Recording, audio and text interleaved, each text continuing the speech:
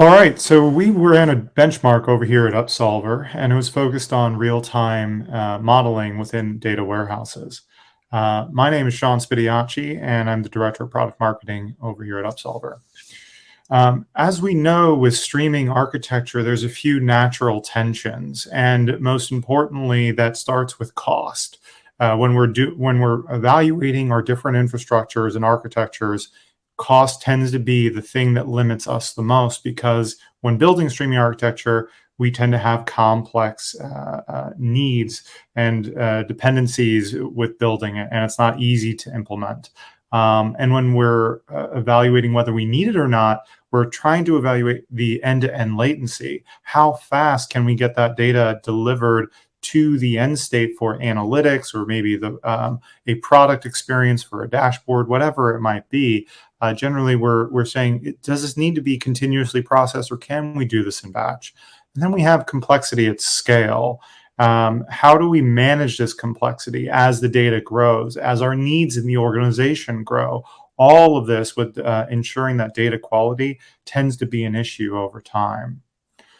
So what we did was to evaluate these three different tensions was to approximate streaming with batch systems, specifically the cloud data warehouses, and we use Snowflake as an example because it is a powerful cloud data warehouse. And there's three main ways of bringing in data that we kind of looked at, or popular ways that you can bring in data to the data warehouse. And that's using a merge SQL command, a temporary table where we take that table and then swap a temporary table, do the aggregates, and then swap it out as the live table. And then do a materialized views, which is that unique function within Snowflake that they tend to run. And then finally, we actually evaluated Upsolver to Snowflake, as you would expect. And what we're doing is we're aggregating that data before we load it into Snowflake.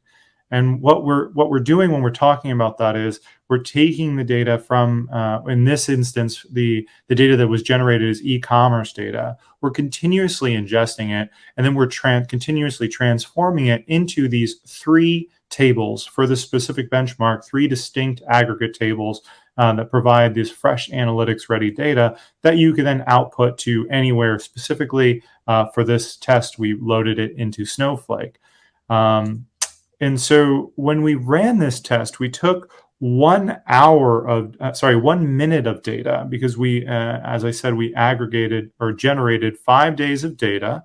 And then we took just 1 minute and we said, can we ingest and process 1 minute of data within a 1 minute SLA? And can we make sure that we have up-to-date dashboards or an experience? Well, what we found was that Snowflake failed to perform the aggregations within 60 seconds. And if we were able to when we did it with Upsolver first, we did it in in 34 seconds. And so it was very possible to meet those SLAs if we were to use Upsolver and process outside of it, but none of these ways of doing it inside of the warehouse were possible. But not everyone has those 1 minute SLAs, and you do have to evaluate whether you want to do things in large batches or in 1 minute increments. And so we decided to look, can you do it in an hour? Can you process 1 hour of data every hour on the hour? And so we have that delay of 1 hour.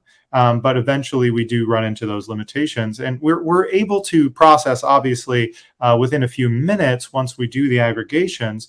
But if you really look at that underlying, when we go back to the tensions of cost, scale, and latency, while we're able to meet those needs of the cost, the latency, we're spending a lot more when it comes to running this aggregation. Just running it on every hour leads to anywhere between $60,000 to $86,000. While if you just did it with Upsolver, you could get every minute down to $20,000.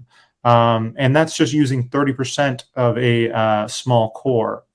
Now, this was a short round, obviously lightning talk, but this was to tease you a little bit. We're going to be talking a lot more about this next week in a webinar for our benchmark. And we're going to be talking more about what it means to build streaming architecture on a cloud data warehouse, and why you would want to use Upsolver or a similar system. So go to Upsolver. In our resources section, we have the benchmark. We're promoting it there, and we'd love to see you there and learn more about how you're using or building real-time architecture using the infrastructure you have today. All right. Thank you very much.